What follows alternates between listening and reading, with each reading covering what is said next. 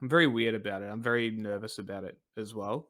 But it's Yeah, like yeah, because I don't want to go and have someone fuck it up because it's on my body forever. yeah.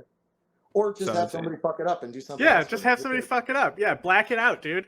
Dude, but I've blackout been tattoos are thinking. sick, man. Hello and welcome to Let Them Eat Cake. This will be episode 34. My name is Jack. My co-hosts are John and Ace. Today we are talking to a guest about gun culture again, fascists, anti-fascism, and alt-left subculture. But before that, let's get to some underreported headlines. If you look up any reporting on this topic that I have, it's bad. But I was looking this up, and my mom was here earlier, and she's like, "What is BRICS?" It's like the G7. She's like, "What is the G7?" And I was like, "Okay, why even bother explaining BRICS to somebody?" Just Raise your say, don't hand. worry about it, it'll be gone soon. Yeah, well, raise your hand if you know what BRICS is. If I'm being honest, kind of. I don't know if I have a full understanding. I don't think they have a full understanding of what it is either. That was kind of the main point of the summit that everyone was hoping Putin would be at because it would be funny if he got killed there. If you got murked. Yeah, but they finally had the summit, and for the first time in BRICS history, something happened. They announced that they're expanding and adding in 6 countries from January 1st, 2024. I think this makes me take them slightly more seriously, but the 6 countries they picked are wild. It's Argentina, which is like, yeah, cool, whatever. It's helps with Brazil down there. But then it's Egypt and Ethiopia, and then Iran, Saudi Arabia, and the UAE. Didn't already have a bad enough combo with like India and China. The main thing they talked about was energy, though, because of course they did, because Russia wants to capitalize harder on the energy sector because of sanctions and stuff like that. A lot of low-key soft power was sensible with China and Russia. I didn't really listen to anything South Africa had to say, though, honestly. Oops. But Lula, very interesting. He opened it because he was the host. And this is just his quote. It says, "I think this is a historic moment for humanity in which, for the first time, countries from the South may use their strength. I think things will evolve, and it will now be easier to sit down and talk. Who knows, maybe the BRICS bloc will meet with the G7 bloc to discuss trade, scientific, and technological advancement, and to discuss democracy." Which is like, whoa, watch out, BRICS is going to be the people defending democracy now. That was a joke for anyone who didn't catch it. This expansion meets the expectations of the international community and serves the common interest of emerging markets and developing countries, Xi Jinping said. Xi also said that BRICS countries are all countries with great influence and shoulder important responsibilities for world peace and development. Now, Scott, who was an economist in Afghanistan, who helped hold the country together, he's the only one I've seen like with a decent response to this. Everyone else has kind of been making fun of them, like I have. The BRICS is nothing responses I'm seeing feel very short-sighted. The new countries add more capital as well as more sophistication. With continued geopolitical fragmentation, they also have a reason to work harder to make BRICS more effective. The target right now is East Africa to build up, because West Africa already has ECOWAS, and with the Middle East and East Africa right there, you can build like a solid economic section in there. But what was interesting is they opened this to like other countries, and all the other countries who came in, like a lot of East African countries, were just saying, "Hey, we need debt relief because you're all like killing us with debt." I don't know, how do you want to transition to East Africa? Speaking of East Africa, in much more grim news, so a lot has been going on in Somalia. Let me preface that. So you're going to be hearing about 3 different events right here within maybe like the last week, maybe even less than that. It was reported on August 25th that the Somali military had captured the town of El Bur in central Somalia, and this town is basically like an al-Shabaab stronghold. Not long after that, al-Shabaab conducted attacks on 3 Somali military bases in the Galgaduud region, which is in like the east of the country. Al-Shabaab claimed that they killed 178 Somali soldiers, but they tend to like really exaggerate in their reports. The actual casualty numbers are unclear. However, you can see from footage and images that they captured or destroyed a number of Turkish supplied armored vehicles and guns, as well as Qatari armored vehicles, armored personnel carriers. And so, according to this like a guy on Facebook named Ali Yare, who was the former deputy mayor of Mogadishu, and then he was the former deputy governor of security for the Banadir region of Somalia. He made a bunch of statements regarding it, but one of the statements that he made that was kind of like notable to me were that he said a number of Somali soldiers have been captured, taken as prisoners of war or hostages, depending on how you view the conflict. Then the U.S. Africa Command releases a statement yesterday saying on the morning of August 26th, conducted an airstrike about like 45 kilometers or like 30 miles outside the Somali port city of Kismayo. And according to the U.S. Africa Command statement, they killed about 13 al-Shabaab soldiers in the airstrike. And it should be noted that they How did many say civilians?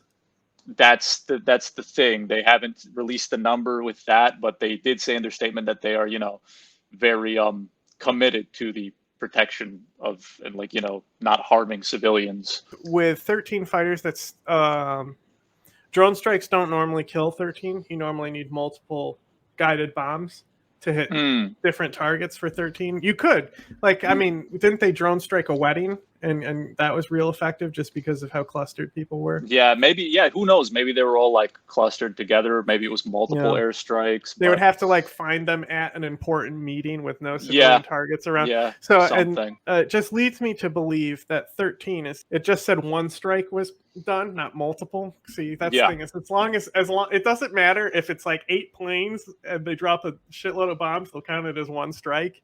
Right. It's kind of important to note that they did say this, that they conducted the strike at the request of the Somali government. Mm-hmm. Yeah. And I don't know if you know more about this, but in their statement, they keep referring to it as a quote unquote collective self-defense airstrike. Does that actually hold any significance as a term, or is that just Well, it just reminds me of when the U.S. used white phosphorus on ISIS. It wasn't the U.S. who called it in. It was Golden Division and the SDF. They were doing it on behalf of them. Mm-hmm. The Somalia just worries me because there's a lot of civilian casualties in a lot of the U.S. strikes. Of course. The thing is the 178 Somali soldiers. That is, I'm just thinking of the tear list. That's going to put them significantly keeping the top. I mean, if you're inclined to believe them. I'm sure it was a high number. They attacked 3 different bases in this region, but I don't know. That's a good point as well. I mean, they killed 200 people in that hotel attack. Yeah. If it is that high, I expect more than just a response that kills 13 fighters. Right. There could be more coming in the next few days. I don't see how this is going to upscale. Yeah. Oh, you want to do the next one, or do you want to do Syria? Yeah, no. Go ahead, do the next one. All right, but I know there's a lot here. You put so much work in. I have a soft spot for Chad, if I'm being honest. But staying within Africa, the Chadian military has begun moving its troops towards its northern border with Libya, following a statement made by the FACT rebel group, which is a really long French title, the Front for Change and Concord in Chad, I believe it's called. But they made a statement on August 18th claiming that on August 16th, the Chadian army had bombed its positions, killing 3 of their members and wounding 4 others. A bunch of videos and reports are emerged showing and saying that Chadian troops were moving toward the northern border with these large Toyota military convoys, helicopters, and planes that they could use to strike them from the air. Other videos that I found interesting, it showed them moving in columns, the trucks were moving in columns because there's a lot of landmines in that northern border area from the 80s. So I found that to be kind of interesting. But the main rebel groups yeah. But the main rebel groups the Chadian army wants to confront are the FACT and the CCMSR, both of which they're a little different, but the main goal of both these groups, right, is that they want to overthrow the government of Mahamat Idris Deby, as you guys may have heard 2 years ago, his father Idris Deby was killed during an engagement with the FACT rebels in 2021. Now his dad, Idris Deby, ruled the country from 1990 to 2021. He was the third oldest ruling dictator. Yeah, he'd been in there for a minute. The reason why this is significant is that since the younger Deby, the son, has taken power, there's kind of been this ceasefire in place since 2021 between the FACT rebels and other rebel groups and the Chadian military. Now this is broken. They're engaging with each other now. Just a little bit of background so we just kind of know who we're dealing with here. The FACT was founded in 2016 as a splinter group of another rebel group, but they were founded by this guy named Muhammad Mahdi Ali, who like first got his start in different rebel groups across Chad in 1978 when he was 14 years old. So he was basically like conscripted as a child soldier. The FAC rebel group, they also have a lot of involvement in Libya because they were pushed back to the border like multiple times with Libya, and they kind of just retreat into southern Libya anytime like they can't really make anything work in Chad. And they've basically kind of been accused of working as like mercenaries for various armed groups in Libya to kind of like gain military experience and like build up funding and stuff like that. And the primary of these groups being the Libyan National Army, or LNA, headed by Khalifa Haftar, who ironically, during the war between Libya and Chad, was actually captured by the Chadian army. So it's kind of funny. And this kind of at the time caused a bit of a conflict of interest because supposedly the Libyan National Army was aligned with the Chadian government and the French, who backed the government of Chad. It caused a bit of a rift because there was a lot of this belief that he was employing these Chadian rebels as like kind of mercenaries in his army to fight his wars in southern Libya. There's a UN report from 2019 that was basically published by a panel of like, quote unquote experts on Libya who say that they're involved in a bunch of like illegal trafficking and criminal activities. That's kind of what's going on there. It'll be interesting to see if this escalates, because the last time it kind of reached a breaking point when the elder Debbie was the president was killed in engagement with the group. They'd actually advanced within about like 180 miles, like 300 kilometers of the capital city. So it's clear that they can cover a lot of ground very fast. And from what I can tell, it kind of seems like the Chadian military would more so advance their troops to the border to kind of get the jump on them. So they wouldn't have a repeat of what happened 2 years ago. Yeah, any Chad war seems to be a lot more about like light maneuverable units and like flanking stuff. For sure. One thing that was interesting that like someone I talked to from Chad Online did tell me is that he said that oftentimes the Chadian military will engage them with only Toyotas and like guns. It's like a cultural thing. If they engage them with like helicopters or planes, it's not seen as like a fair fight because they don't have those capabilities. I don't know how true that is, but it was like an interesting anecdote. Well, it's also just it's an excuse not to give them air support. It's like China says that body armor will sap the fighter's fighting spirit.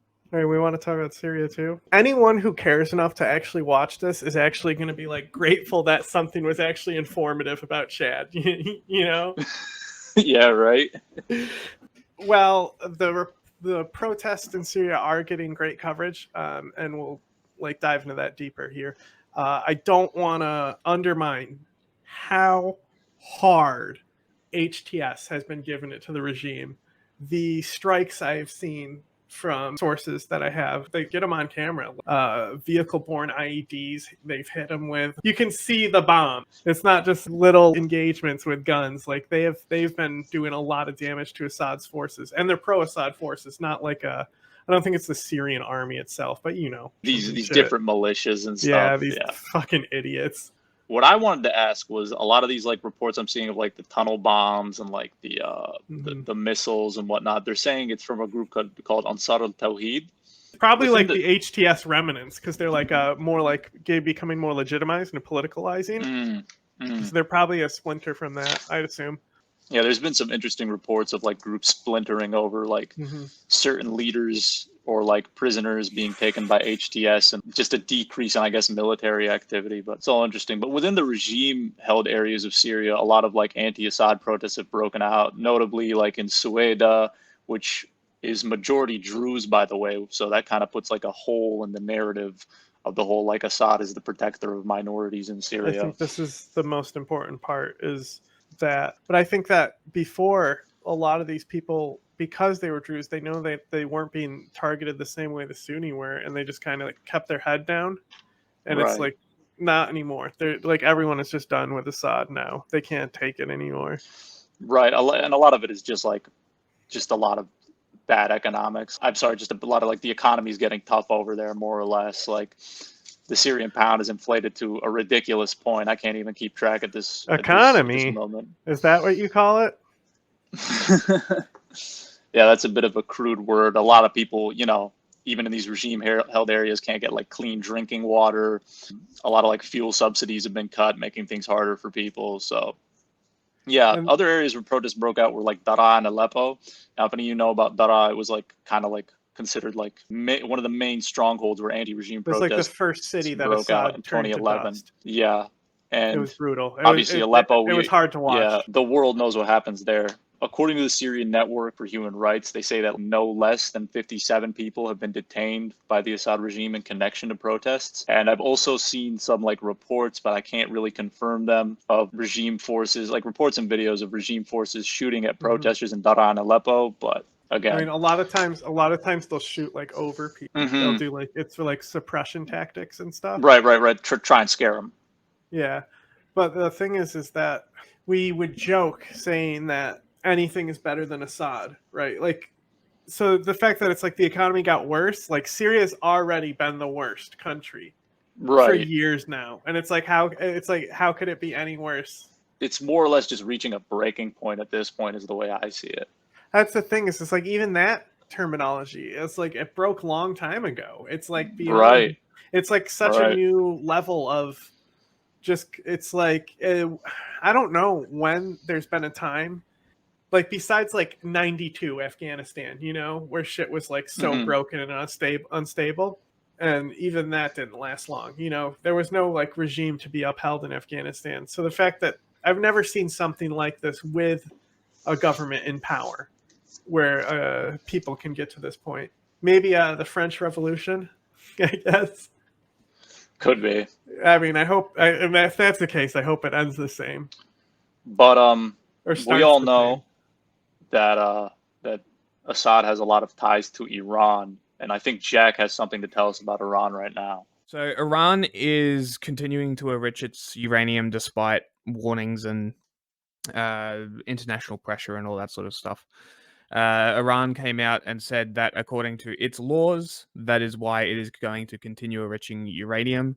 The only thing that we didn't find out is whether they were going to go beyond 60%, which is, was the limit, I believe, in the Iran nuclear deal. You need 90% for weapons grade uranium. So there's that as well. So if they're going to 60 or above 60, and there's not enough oversight or, I guess, international cooperation with the nuclear agency. I can't remember the name of it. IEAI or AEAE or something like that. The International Commission for Nuclear Energy and Nuclear Weapon Proliferation, I think, is basically their job. So without that sort of oversight there's a chance that they could go to 90%. I'm pretty sure Republicans are probably pretty angry about this. Trump axing the deal during his presidency definitely doesn't help the situation. Biden is trying his hardest to reinitiate the deal. More or less, it's in secret. If what's being said is going to happen, then it's not necessarily the worst thing, because rumors say that there are multiple contingencies based on this deal. Contingencies like Iran not using proxies to attack US troops in Syria and Iraq. Speaking of which, let me pull something up about that. Okay. Keep going. It'll take me a minute. And keep in mind, these are all rumors. They want to get Iran not to sell ballistic missiles to Russia, not enriching above 60%, as I mentioned before. That's allegedly part of the deal. The proxies, so IRGC and other proxies, I'm assuming, unless that doesn't include the IRGC. Again, they're rumors, so we don't actually know. And this is all in exchange for a relaxation on some of the sanctions, provided that they actually follow the agreement. So I say it's a good thing. I think we should highly consider trying to get Iran on friendly terms. It's not exactly a country you want friendly with Russia, I wouldn't think. Iran's never going to be on good terms with the U.S. The thing is like the last nuclear deal, the U.S. didn't just negotiate it. It was like multi-tier. Yeah, there's just been a few things that's going on. 3 French soldiers were injured in a raid in Kirkuk. There's reports that a French soldier was kidnapped. And then why are French soldiers in Kirkuk? What the fuck? Don't know. Probably because of something. There's, NATO mission. I don't know. And then Noor Maliki said U.S. forces are mobilizing close to the Iraqi-Syrian border, which normally means that they're going to strike Iran if they're on that border. Interesting. And there's been a Very- lot of interest. Like the other day, Iran told all their proxies to stand down in Syria. The U.S. was doing something there, or not Syria, Iraq. So we don't know if Iran even has the ability to enrich to that level. It's like Yeah. it's like very difficult to get beyond a point. They said that they were going to achieve weapons grade uranium. Like, do you remember this, Ace? They said they were going to do it like a year or two ago. Do you remember they were freaking out about that? Yeah, I mean, even if you look back, there's been like reports that Iran will reach like There's the weapons grade Netanyahu speech where he's enrichment talking about since the like bomb. 1994. And I don't know exactly what's stopping them. Maybe it's like a technical, like scientific thing, or a lack of availability of uranium. Who knows? But yeah, they've been saying that they'll reach weapons grade for 30 years now. Seems Yeah. like. And like the reactors that they have were like reactors that came when the Shah was around. When the Shah was around, their nuclear program was like just starting. CL Hawk did it, despite everyone saying he shouldn't, and they were trying to stop him the whole time. I don't understand why you just don't use chemical weapons instead. You're Iran. Who's going to stop you? Whether it's a nuke or not. Like, it's just as bad. Who's going to stop your chemical weapons? The U.S. can't justify a chemical weapon invasion again to their people. If you listen this far, you clearly are a fan. Type GORP in the comments. That way we'll know that you're a real fan. I'm just stalling right now to make sure people who skip to the end, because they see like the transition phase, they won't hear that they have to type GORP in the comments. So only the real fans hear the GORP. Anyway, here's a great show with my friend Dustin about trying that in a small town. We have a weapon more powerful than the British Empire, and that weapon is our refusal to bow to any order but our own, any institution but our own.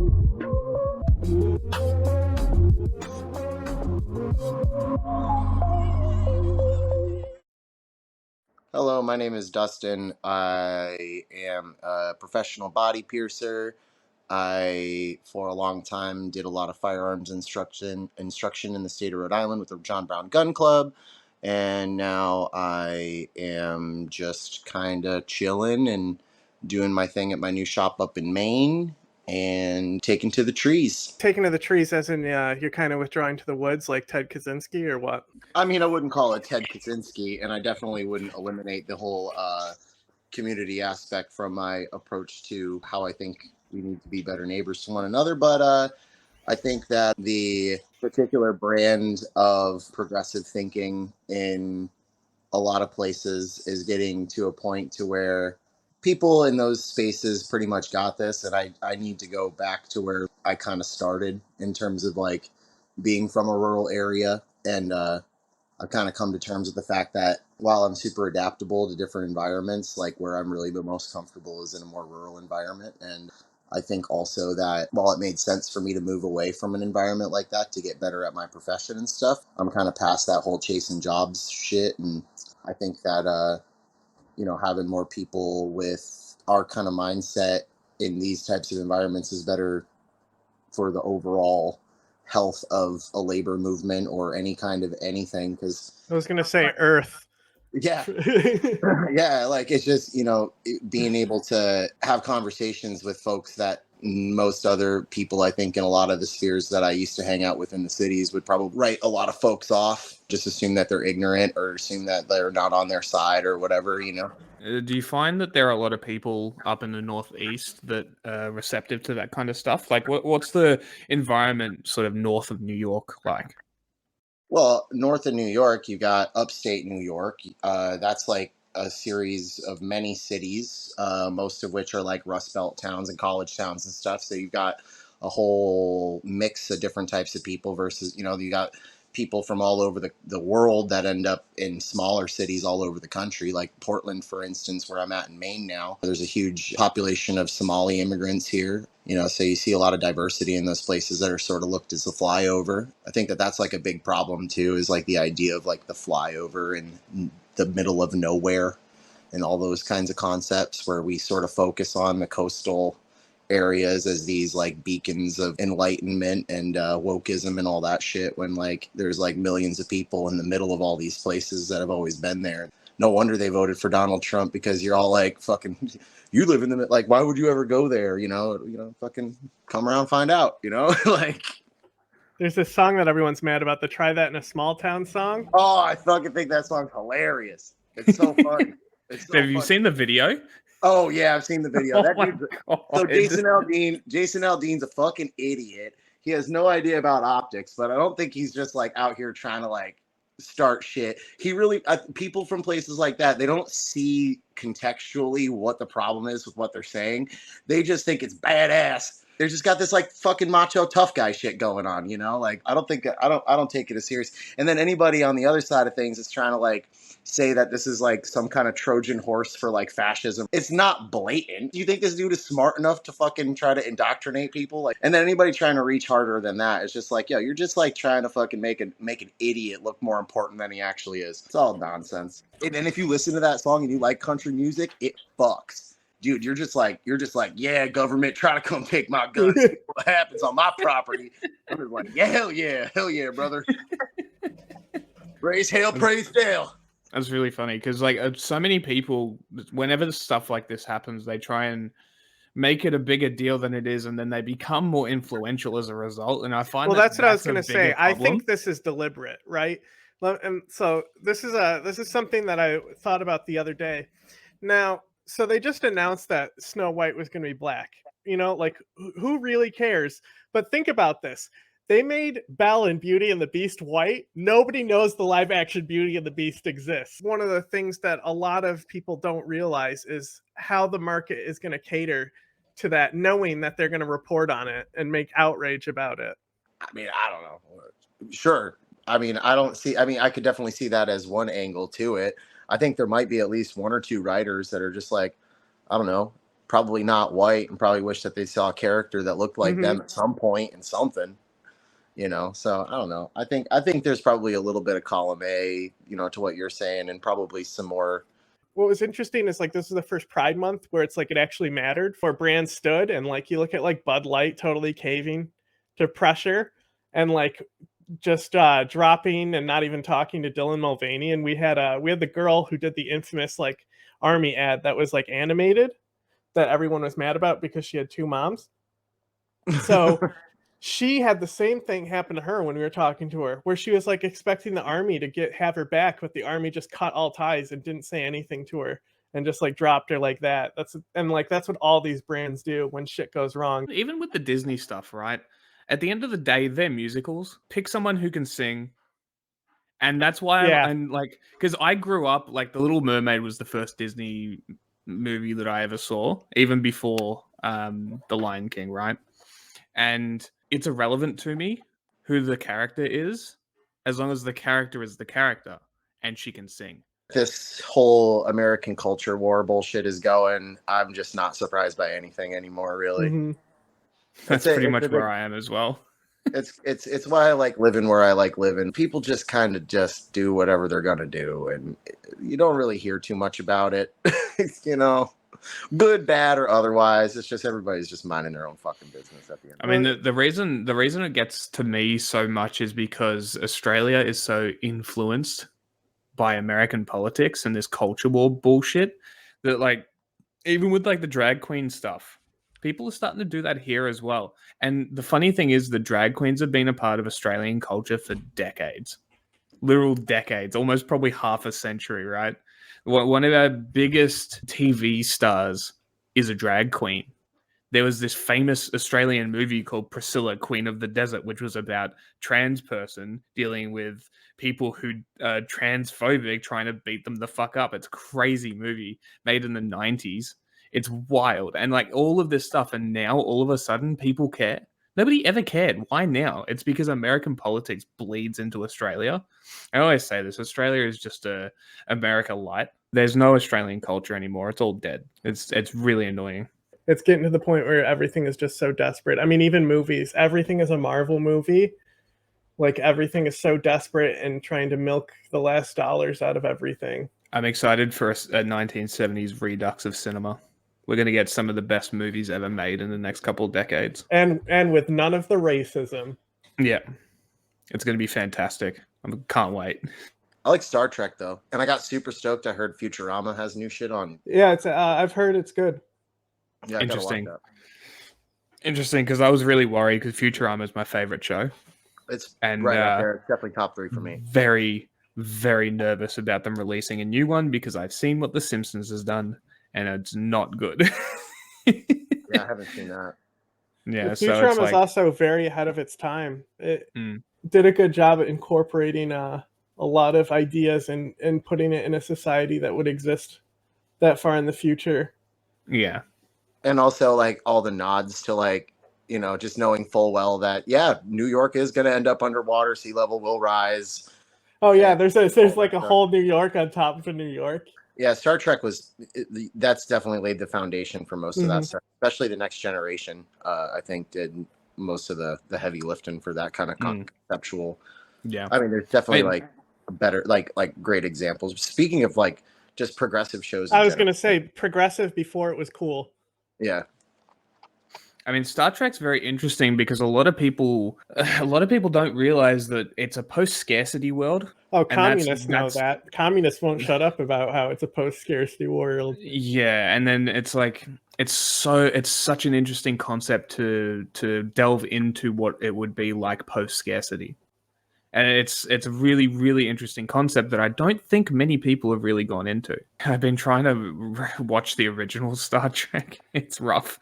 It's 40 minutes. It's rough. the original series is super rough to try to get through. Yeah, But I think the second season or the second generation of it is probably a bit better, so I might jump into that instead of doing the first one. It's very rough. It's one of those shows where people will like recommend you not to like watch certain seasons and stuff. It's like Game of Thrones as well. Game of Thrones, the first season's so rough. It's just fun. I have things to do. Yeah. That's what I'm saying, dude. I'm busy. I'm busy. I don't have time to be watching this. Like, I've been trying to get through a couple TV shows, and I don't have time.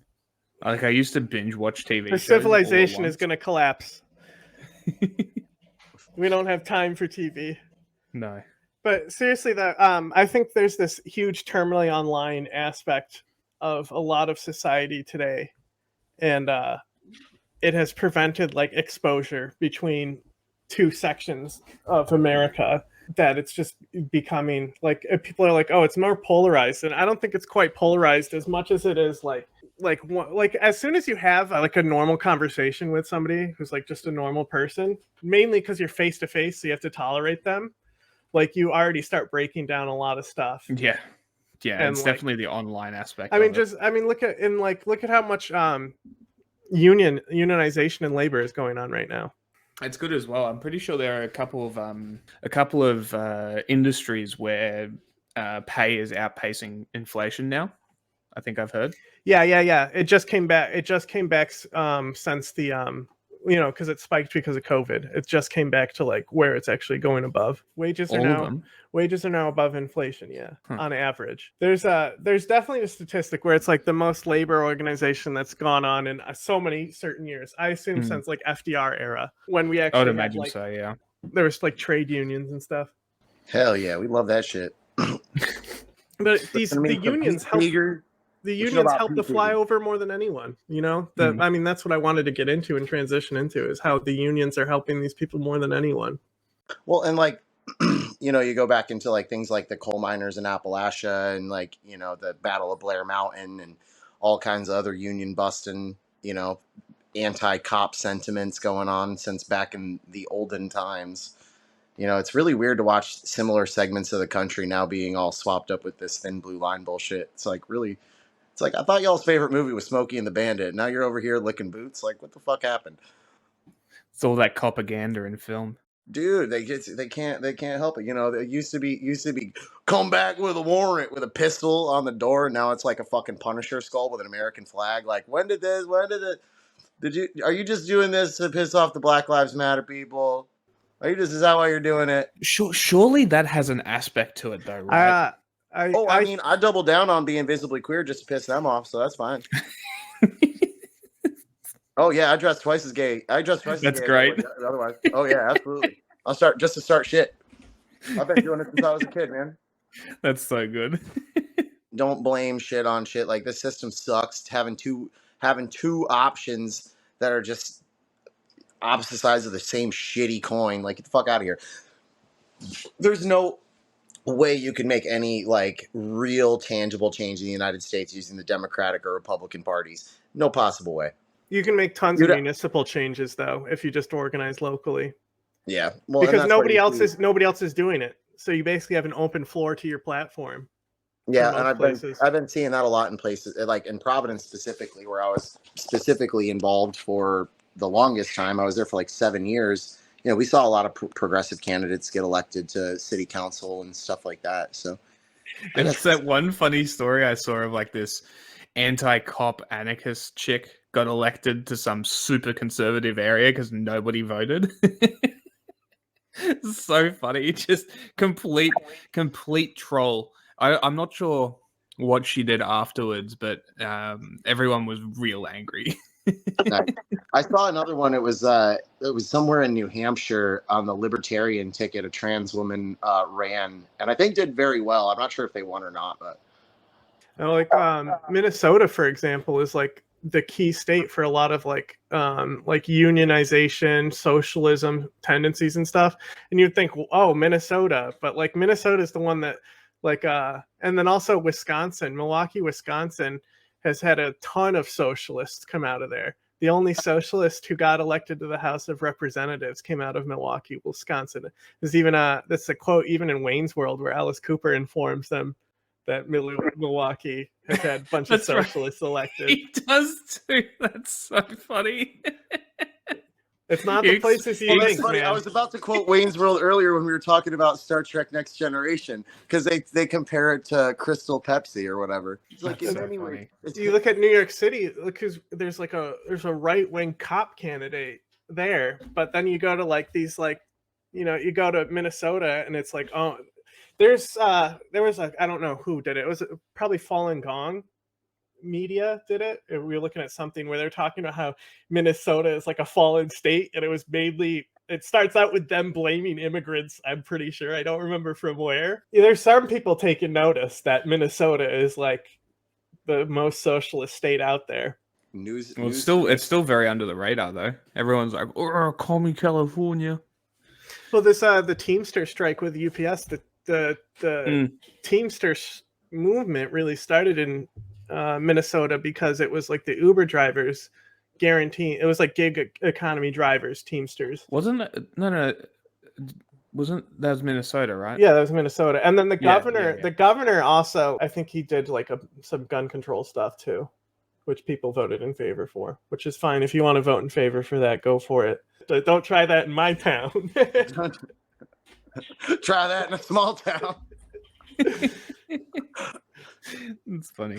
Take my gun from my cold dead hands. I know that's right. We don't have assault rifles in New York. Oh, you just have to run a 10-round steel mag and pin it. Then you just pop the back pin off the pivot and then load it with stripper clips from the top.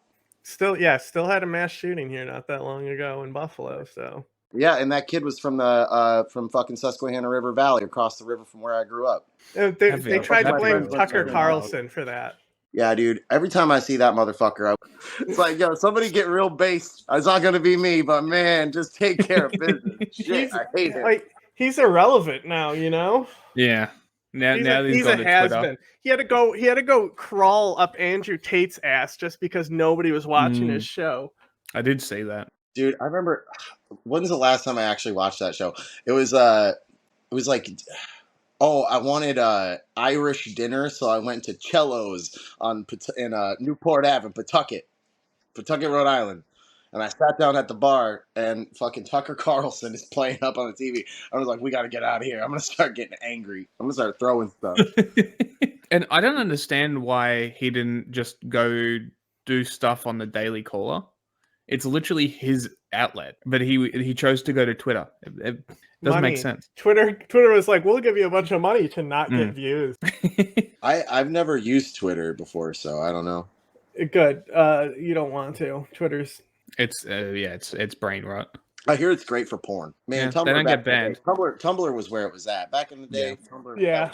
You know how not important any of this is to like the real world? Yeah, at all. I mean, the Taliban love it, so there Yeah. is certain things on Twitter that like are super important, mainly how it's like a vessel for terrorism, mostly that. Twitter is such an anomaly. Yeah. Oh yeah, I saw Instagram started this new thing, Threads, and I'm just like, It's just Twitter. I didn't get TikTok, so I'm not getting anything else. It's just Twitter. It's just Twitter. Oh. Yeah, it's literally just Twitter. It's Twitter without the racism. But yeah, we refused to download TikTok, so we Well, need a post because it would be great for growth, but we refused. I was just talking to Jake about it. I commented on it, and he was like, "You gotta adapt or die, man," because he's cutting all his documentaries down into 1 minute shorts for TikTok and YouTube because gotta make money from the news somehow. We'll do it eventually once we can pay someone to do it because I'm not having TikTok on any of my You can devices. like do it automatically. It doesn't matter. Anyway, yeah. Let's get into John Brown Gun Club and stuff. Sure. Why are they so obsessed with purity? Oh, well, honestly, let me just cut in before he answers because I was looking up stuff on John Brown. Turns out the guy was like totally against like premarital sex. Like he probably would have been anti-gay if he was around today. Yeah, he was definitely a religious fundamentalist. Yeah. So brief history, like there was an organization called Redneck Revolt, blah blah blah, a bunch of shit happened. That's not a thing. And then John Brown Gun Club chapters, the TLDR sort of popped up out of that, and then some homies started one in Rhode Island back in like the late I think 2017 or something, maybe 2016, something like that. I think the namesake of John Brown is just specifically like that. I did an interview with Providence Leftist Radio, and I think the TLDR on that was basically like there's something admirable about somebody that's convicted in what they believe and taking action about it. You're not just talking about shit, you're being about shit, whatever that shit is. Like you are doing stuff about it.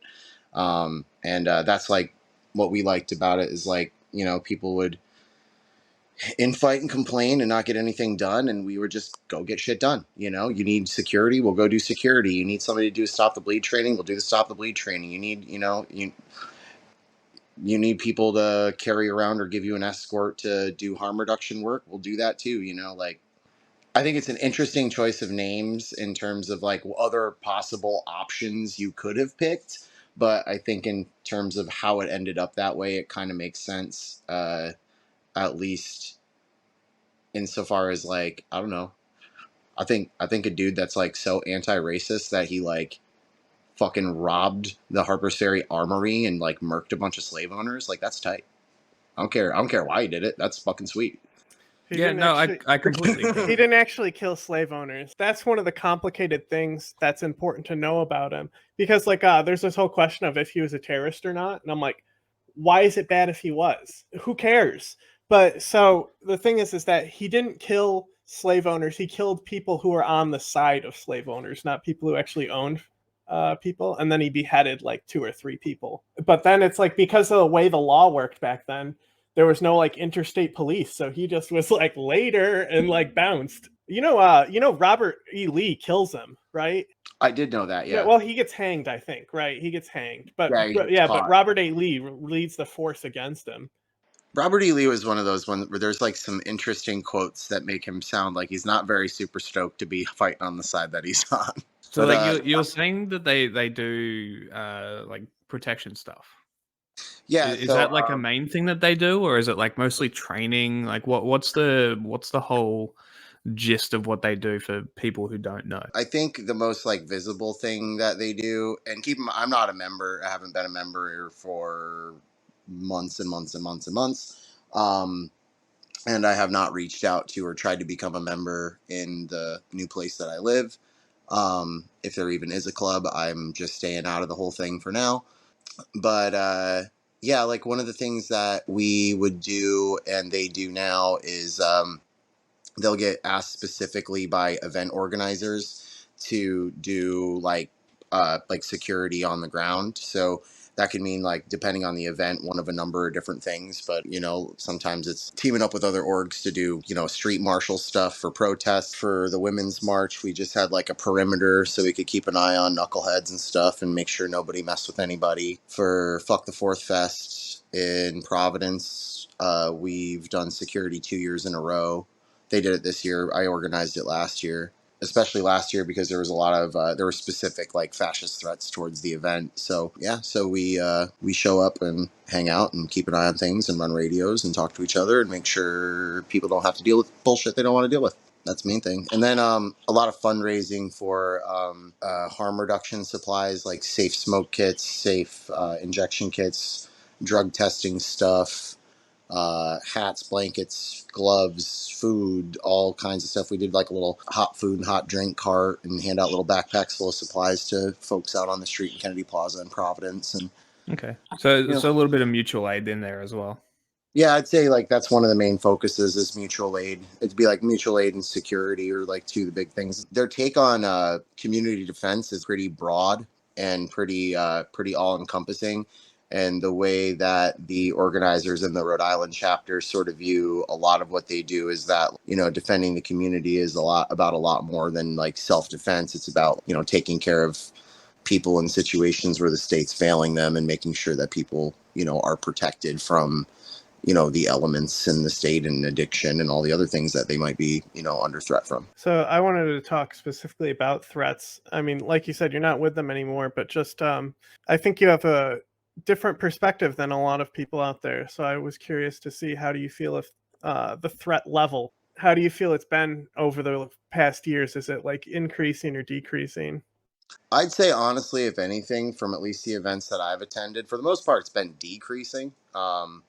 I think that during the George Floyd stuff, and even before that, when the like around Charlottesville, when the Proud Boys were popping up a bunch and stuff, that's when shit was the spiciest. Things got a little weird on some specific events, but nothing that was remarkable or anything. So, but yeah, as far as like the most hopping off kind of stuff, that was more like 2020, 2019. And I think that the rhetoric that we are seeing and the kind of direct threats that we've seen like on Twitter through specifically NSC 131 and Patriot Front and all these other like above ground fascist organizations that specifically will name us by name, especially just being mask off with like who we sponsor and all that stuff, like with Tactical Girlfriend being like right on their YouTube page and all that stuff. It's definitely got some fingers pointed in that direction, but at the end of the day, like, until somebody comes knocking on my door, I'm not really fucking sweating. Quick source here. So this is right-wing extremist attacks in the West, not just the United States. It's right. This is the one I want. So right here. Yeah. So right here, it's like Unite the Right. You have your height of like these attacks going on, clearly gone down over time with the extremism, but just compared to how it used to be in like 2013, it's still not at that level, But yeah, I'd say that tracks in terms of what I've like seen and specifically experienced. Mm-hmm. So you mentioned Patriot Front. A lot of people call them feds. You got a bit more insight there? No, I don't really have any insight. I'd say that from the like intelligence channels I've seen on Signal and things like that, we're definitely in New England less worried about those motherfuckers as we are about NSC 131. Can you explain what that is for people? Both groups, please. So NSC 131 is the brainchild of this dude, Chris Hood. I can't remember the exact timeline of things, but he was involved in a couple of other fascist organizations. I think Patriot Front may have been one of them. They specifically, and you can look up the YouTube video, showed up at my homie Alex's bookstore in Providence, Red Ink. That was all over the news. Like 13 of them showed up they were reading the Communist Manifesto and sort of like posted it up online that they were doing it. So it was a whole mess. But basically a bunch of gigantic Nazis showed up waving flags to a reading of the Communist Manifesto at my friend's bookstore. So that was a cool thing that they did and got a bunch of attention for. They hung a Keep New Hampshire White flag off of an overpass in New Hampshire and ended up getting brought up on hate charges for it. But for a while, they were like the most like active neo-Nazi group in the country. Like they were popping up at the drag queen story times and all kinds of other stuff, just like trying to start shit. And they post up graffiti all over the place. Oh man, but that dude Leo, they found him dead, so that's tight. We celebrated that. That guy sucks. It's always a win. Dude, like he was like their number 2. Yeah, like I've got some buddies, like there's this other kid Liam that's in them. Like they found out where his mom lives and fucking what car it is, and like they posted his entire neighborhood with flyers like a Nazi lives in this neighborhood at this address, and put one of the flyers under the windshield wiper of his mom's car. Was that the base? What was that, John? The basis part of like he's associated with base, Proud Boys, Patriot Front. Okay. It doesn't have anything about Adam Waffen or 09A though. But Hmm. Proud Boys tend to be like a lot of Adam Waffen filtered into Proud Boys because like when the 09A shit came into Adam Waffen and they started promoting open pedophilia, they're kind of like out with it. That's the best part, is that they're coming at drag queen and calling them pedophiles when these guys are constantly being arrested for being pedos. And then also like there's even a faction of them that promote it actively. Yeah. Gross. It's pretty crazy. Yeah, I shouldn't have said the best part. I mean, it is the best part, let's be real. It's just blatant hypocrisy. It's just typical. It's always funny that so many people try and apologize for these groups, and they're like, they're not real, they're psyops or whatever. It happened in Australia as well when was it Posey Parker, I think it was. Yes. They're promoting their anti-trans stuff, and the base rejects in Australia called the what are they called? National Socialist Network in Melbourne. They turned out and people were like, oh, they're not real Nazis because they were in short shorts and had shaved legs. I don't think they had shaved legs. I think they can't grow hair on their legs. I think there's a difference. But this group that showed up to this like anti-trans event, they tried to recruit the Christchurch shooter, the mass shooter who shot up the mosques in New Zealand, and that guy told him to fuck off because they were like, he thought they were nobodies, you know? And like that's all that's left now is like a lot of these nobodies in a lot of these places, because like the serious hardcore guys get time, but they only give them like 5 years at most. So like the founder of Adam Waffen, Brandon Russell, he's out, I think. And then they gave John Cameron Denton, I think they gave him 5 years, and he was responsible for like nearly 200 swattings. Yeah, they got 5 years. Yeah, hell. That's appalling. But yeah, I mean, in the so Northeast, this group is pretty serious for sure. So why they're- did they they're- pop up in the Northeast? What's so I think the specific Northeast about has that? always had this root of like, this is kind of where you had like the big skinhead movement in America came from the Northeast, especially like in the Boston culture. And that's why these guys like pissed off the Dropkick Murphys, because they like had like Keep Boston Irish protests and stuff. So like it's just a rehash, I think. It's a big thing in like working class sort of like punk vibe to like kind of sway towards skinhead stuff. But then there's the whole thing with skinhead where it wasn't racist and it was racist, and it was probably what the truth is that like they weren't trying to be racist, but they were kind of racist anyway without realizing, you know. And then you got, because that's the sharps, and then you got the actual like Aryan skinheads, and then there's some crossover, and then there's FSU, and then a bunch of toxically masculine bullshit, in my opinion, is kind of what it all fucking boils down to. This is the guy I want to talk about. These fucking losers. Yeah, I so saw these this are video. popular in the Northeast right now. This guy, here's him right here, Chris Polhas, and he's from Texas. He got recruited to come up to the Northeast to start like his own like neo-Nazi group. I just don't believe that there's that many of them. That's the thing. But the leader of the anti-Putin Russian Volunteer Corps is publicly connected to this guy. So these are guys fighting on behalf of Ukraine. These are the insurrectionist groups that we say are like, they're still Nazis, guys. Yeah. They're all, and then like the soccer hooligan aspect that links all these guys together is very interesting to me. Yeah, the hooligan culture is very strange. Mainly because why would you want to be called a hooligan? Like that's not hard at all. That being said, the bare knuckle boxing hooligan scene is fucking gnarly. Reminds me of like watching like Kimbo Slice back in the day on bootleg. Yeah, that's pretty much the vibe of it. Yeah, cool. What else did we want to talk about? Because you were talking about making a connection between like the body modification community and like. Oh yeah, just like I had like kind of a culture shock because I was so connected with that movement, and then like when I was in Syria, a lot of the people were in like the TQILA stuff. Everyone was very open with that type of thing there, at least who I was with. And then like I came back to America, and it's like right when the trans panic height is like kicking off.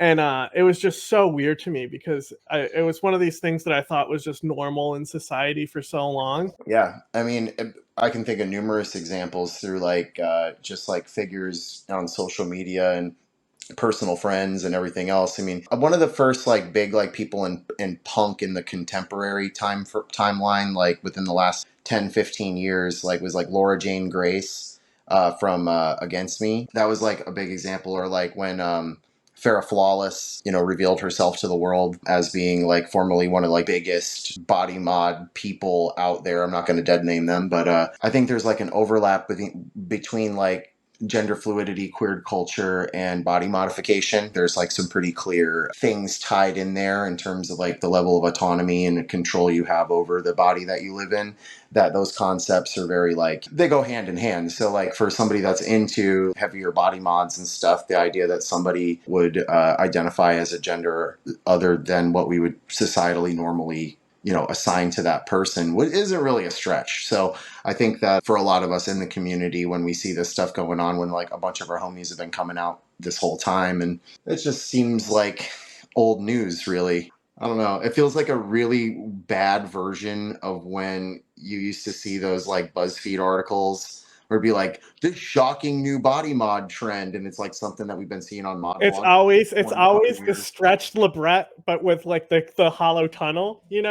It's always the article is that picture. Or the guy in like the 90s that did the fucking saline injections in his forehead and then did like the little donut hole in the center, and they're just like, people are becoming donut heads. I'm just like, bro, that's like such old news. Like, it's like I think this like need to sensationalize things that they perceive as like weird or odd or something, and like it's just the extension of like cis-normative, heteronormative culture, white culture, American culture, whatever you want to fucking call it, like othering something in order to like, I don't know. It's very interesting that you bring it up like that, because like through indigenous cultures, body modification is not unusual.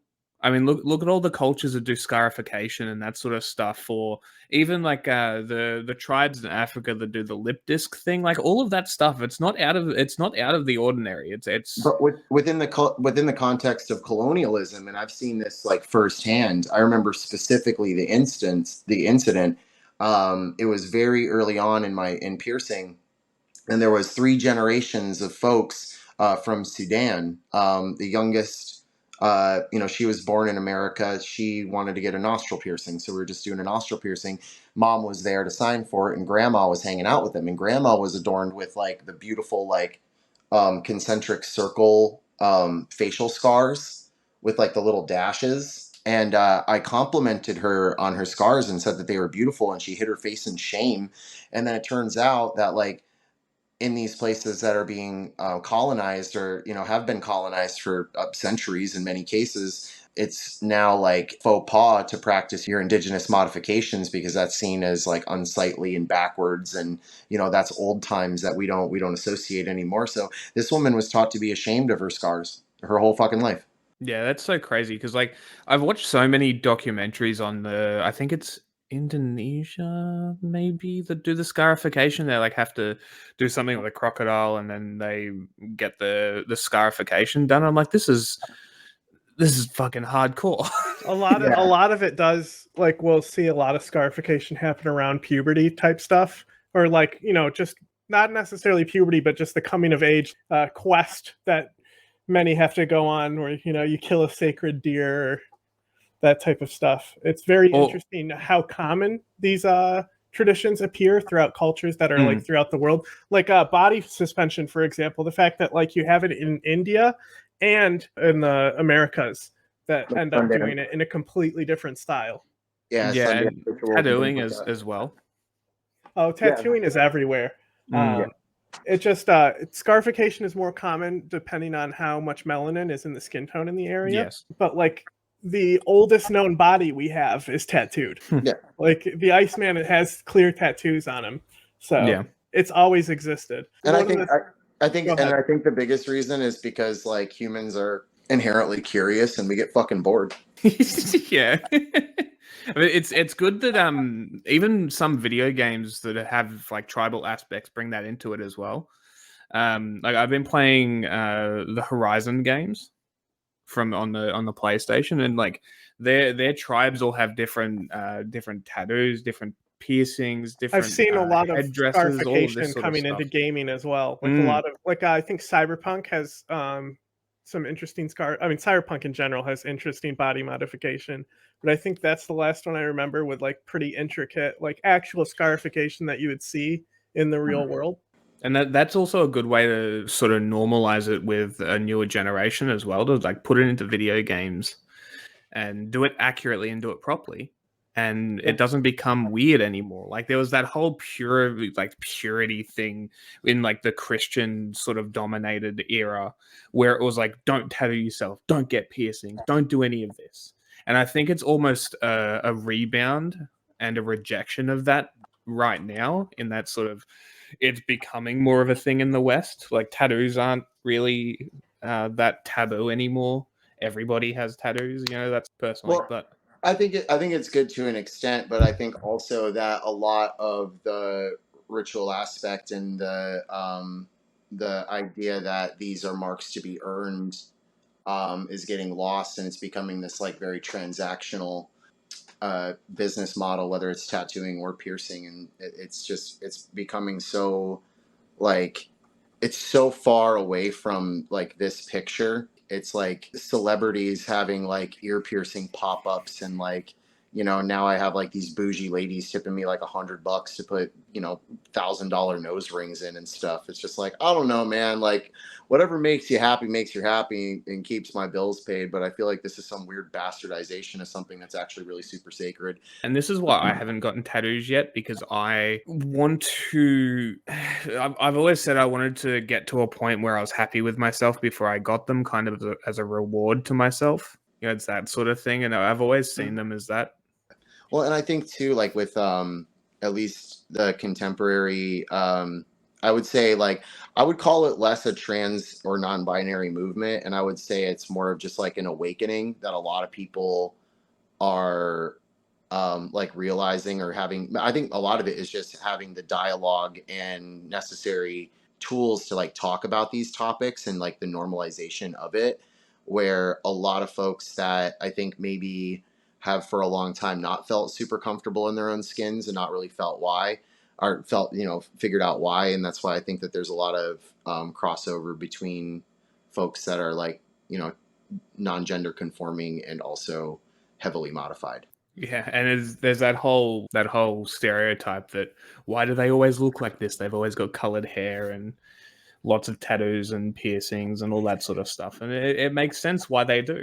Yeah. Once you actually look into it. And it always has been in one way, shape, or form, like, goes hand in hand and is connected with queer culture. Like body piercing specifically, if it wasn't for Jim Ward and Doug Malloy and all those dudes out in California doing weird BDSM piercing gay parties, like we wouldn't have a fucking industry. It's like peanut butter and jelly, dude. Like you can't have one without the other.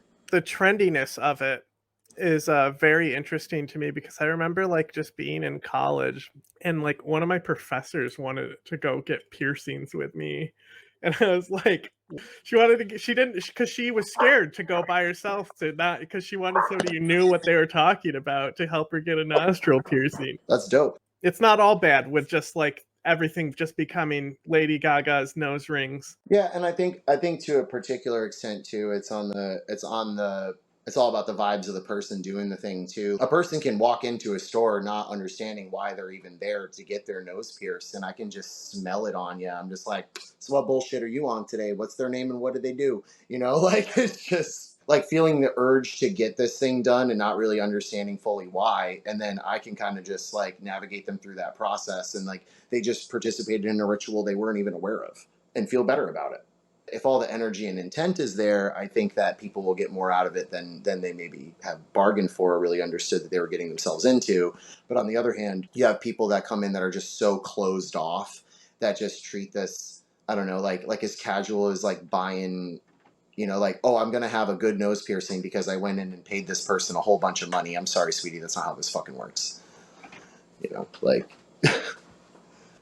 It's cool though. I think I have an opportunity to, in the way that I present, open up people's eyes to possibilities that they weren't necessarily aware of, and then from there we can like actually start having fun. And I don't know. I know a bunch of piercers that are really good at that, and a lot of the especially newer folks and like younger cats that I've been talking to like at APP conference, and I've been reaching out online for like advice and stuff like that. Man, it's like the first time in a long time with piercing where I'm like, the kids are gonna be all right. You know, That's another thing for me as well, is I don't just want to go to anybody to get a tattoo. Yeah, because I don't want to go and have someone fuck it up because it's on my body forever. Or just have somebody fuck it up and do something. Yeah, just have somebody fuck it up. Yeah, black it out, dude.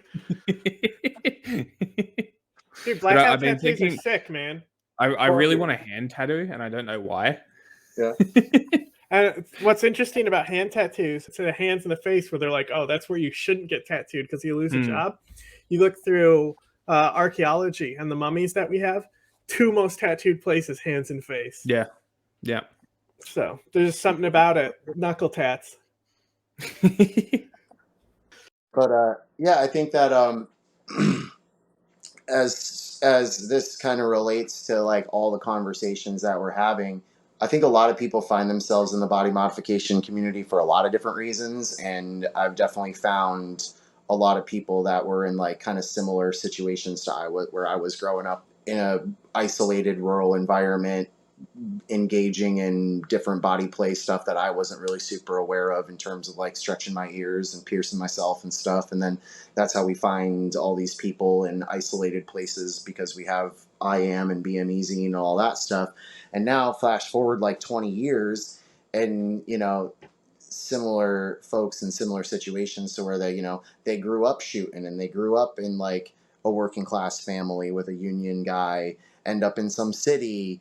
And now you got to talk to people in the city about, you know, your mutually shared experiences, but, you know, and then you talk to people that are radicals and people that want to talk about self-defense. So I end up being like, well, I've known how to shoot since I was 5 years old. I guess I'll teach you, you know. It's like, so and then I end up finding out that in the piercing community, I can name about. Yeah, I wanted to interject with this is that that was another thing that was like a shock to me, is like that there was actually, because like it's the most progressive community that I know of, and like everyone is like pro gun, it seems to me, you know. Yeah. And like coming back to like normal society, like working a normal job, and like people being afraid of like Europe is crazy. Talking to Europeans about guns, mind blowing.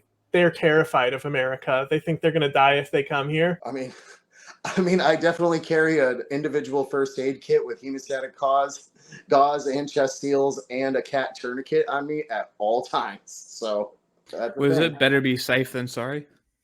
Better to have than not need, than need and not have. Exactly. The joke that I made when I started doing instructor stuff was like, well, I got really good at poking holes up close. I just wanted to help people poke them further away or some shit like that.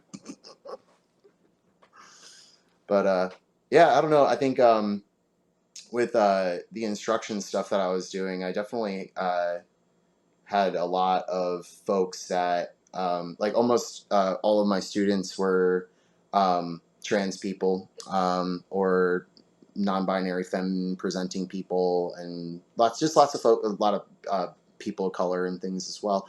And it was interesting to find how many people were interested in learning that information and how comfortable so many people felt with me teaching them that info.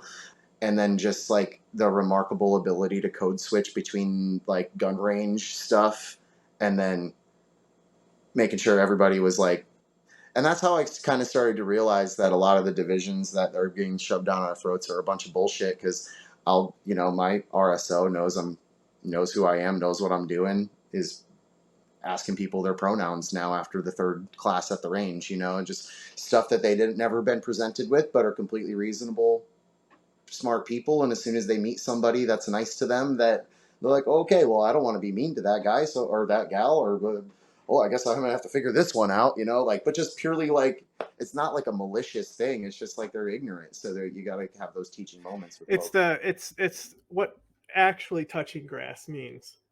Yeah. And that's the thing is the there's some people that just to get way too terminally online. And then you like look at like the incel culture, like that wouldn't exist if it wasn't for people who just can't log off the computer in many ways, and it's then like they eventually get far down the rabbit hole that it gets like the incel militant culture, which is like rare, but like just crazy, because really all that person needed was a conversation with somebody a long time ago, and it's like a completely different set of path that they go down. Yeah, it's definitely wild to see how very, very, what would seemingly be like subtle interactions can breed to totally different results, We were talking about cyberpunk earlier, and I wanted to get into just the separation of mind and body. Okay. And we've been learning that a lot of people inside the conservative space don't believe that there's a separation of mind and body. They like believe in a soul, but they don't like believe in a mind-body separation. It's like how there's people who don't have internal monologues. Yeah, I found out one of my friends is like that, and it weirded me out. I don't know. I'm trying to think, are mind and body separate? I mean, my mind is so affected by my body and vice versa that I don't know if they are. Well, it's just that's the whole thing where you get into the identity where your mind is having a different identity than your body reflects. Are we going to end up talking about whether or not you can download your consciousness? No. That's where this comes from. That's where we. Okay. That's why I said. That's why I said we were talking about transhumanism? cyberpunk. We were talking about cyberpunk, but like, no, this is like we actually have a video coming out about this too. That's a little far, talking about downloading the consciousness. I think just to be transgender, you would have to have a separation of mind and body like that. I mean, I see that. I see what you're saying. I still think that, at least for me personally, like they do go hand in hand, and that but like, just as your mind is like malleable in so far as you can choose what stimulus you're taking in, you can choose how you're taking care of yourself, you can choose, mitigate your triggers, you can choose to have therapy for your traumas, you can choose all these things that can help and mold your mind into being better, or whatever, a version of it that you like better. And I think that people that are involved in body modification know just as well that their bodies are malleable as well. And there's a lot of processes, whether it be, piercing, working out, hormones, or whatever it takes to get you the body that you want to live in. I feel like the mind is like, as the mind and the body are equally malleable, and that people that take advantage of that malleability are typically the ones that are like, I don't know, to me seem like they're having the most fun. You only get one body, you only get one mind. Like, let's make this thing work the best that it can. And I don't know, let's make this work the best that it can. Let's make it one that I can like deal with living in. Bro, I thought I was going to be dead by 25, and here I am 34. I got to start taking care of this fucking meat suit, like, I think a lot of people are in the same boat. Yeah, I mean, for me, I got to like, I think I was 160 kilos, pretty big, right? This is like in American pounds, or it might be like 340, something like that. So pretty big, but like super stupid reason. I'm like, fuck this, right? And it's because I wanted to go on a roller coaster and it didn't fit. So I'm like, I want to go on roller coasters, so I'm going to start losing weight. But now I've realized that's not a stupid reason at all, man. That's not a stupid reason at all. That's a rock solid reason. Right. So that was my reason. But now I'm in this sort of, now I'm down to where I am, and I'm realizing it's much harder to do that last little bit it requires a lot more, but it's like, yeah, everybody needs that reason. Everybody needs to find that reason, which is why I think so many people struggle with it, because they're searching for that reason, that purpose, that the point of being. And I think that's, and it kind of ties back into the piercing and the tattooing and all of that sort of stuff Maybe as this well. is all part of it, is that you need to have these rituals when you become an adult, or you go out. There's you know how many societies they make you raise a dog, and when you become like normally they're patriarchal societies, but we see it like even like Romans, the Roman boys would like raise a dog, and when they like turn 16, they would have this ritual where they go way out in the wilderness and they all have to kill their dogs and eat them. Maybe not bring that part Wild. back. I'm just Yeah. saying there used to be some extreme rituals out there. Well, I when you mean, came of age. the Aboriginal culture, when that whole transitional period between becoming like from boy to becoming a man, they just send them out into the wilderness for a year, and they're like, if you make it back, you're a man. They call it walkabout. Did you see they that just sort video of- I sent you of the transgender Aboriginals? Yes, I did. So like I don't know if this is something that's exclusive to just this sector, because there's so many different Aboriginal people in Australia, but these people, it's just this lady talking to him, and she's like actually listens to them and is respectful, and basically like one has a beard, male to female, but they don't even process the body. They see like only the inside of somebody, so it doesn't matter what the outside appearance is. They recognize what the pronouns are inside somebody. And the woman is like a lesbian, and like she's like, oh, okay, like she associates it to that, and it's like immediately like validates these people who are just like just these random people that she's like doing a documentary on. You know, in our culture, we respect that person regardless of the look. We don't look on the outside. It's the inside that you have to change.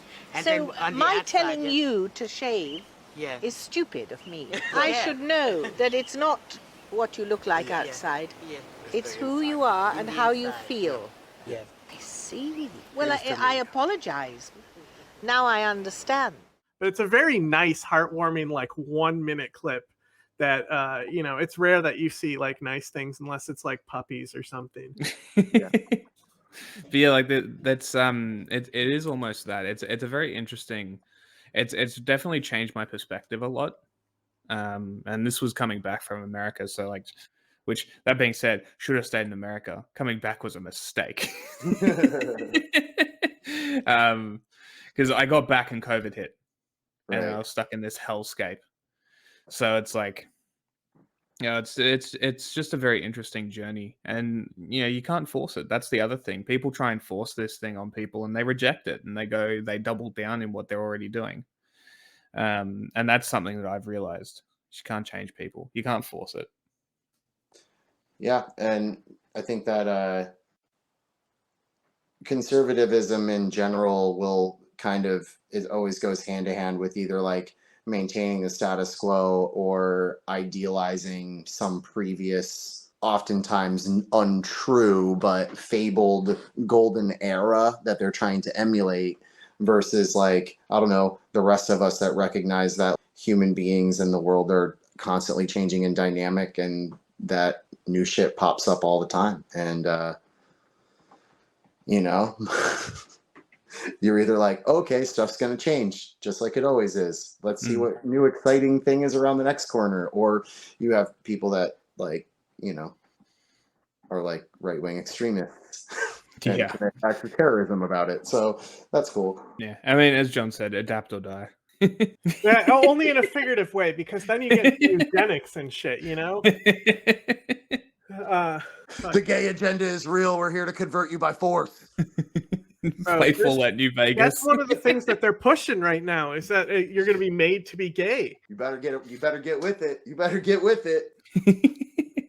You wait till I see you, John. Like, Demolition Man, they don't even have sex anymore. You ever like, what a weird movie. And like, Such a that's strange never movie. gonna happen. Like, what a dumb concept. And so then Sylvester Stallone is the first man to have sex in like hundreds of years, I guess, in Demolition Man. I guess what the movie's about. That's weird to me, man. It was very weird. No, Wesley Snipes looks fucking jacked in that movie. He does. The first time I watched it, is. I didn't even realize it was Wesley Snipes. You think Wesley Snipes has sex in that movie, or you think he does the VR sex? I mean, Would you put your brain in a robot tiger bot? it's making me think of that one creature dude from Teenage Mutant Ninja Turtles, where it was like the big buff guy with like a Krang. little brain. Yeah. That guy was cool. Well, I wonder what his story was. I assume he was just meatwad. He looks very meatwad. Yeah, you're right. He gives meatwad as fuck. The thing he got in was a robot, right? It wasn't just like a man, right? It wasn't like a living creature he got inside, I'm not right? sure. I'm not sure what level of android versus automaton that suit is. I'm not 100%. I mean, bring back the Futurama. Fucking heads in jars. Heads You in know, jars, would you rather die or live as a head in a jar? I think a head in a jar is way more practical than a brain in a jar. Yeah. I'd rather be dead. Yeah, me too. You know, there's that doctor who wants to do the head transplant, but he's like a quack. Aren't they always? Oh, shocking. He's in I don't Russia, think so. of course. Of course. But like somebody volunteered for the procedure or something, but like basically they were gonna die. And so the idea was that he would like take a dead corpse and then put a live head onto it. No thanks. There's no way you can like reroute a spinal cord and shit, you know? There's no way the body wouldn't still decay. Yeah, I think that's the issue, and that's why nobody is doing head transplants except one crazy guy in Moscow. Mm-hmm. Well, they gotta do it. They gotta do it fresh. They gotta lop the one head off while it's still alive, and then put your head on it while it's No, still... you're on the money. It's really is like that. Yeah, you gotta like keep like a brain dead body alive for the head transplant, I think. Yeah, you just gotta plug up. You gotta plug up the top, make sure it doesn't squirt out. You know. Gotta keep the blood circulating. yeah, make sure it doesn't squirt out the fucking nub. Fucking hell. Crazy concepts.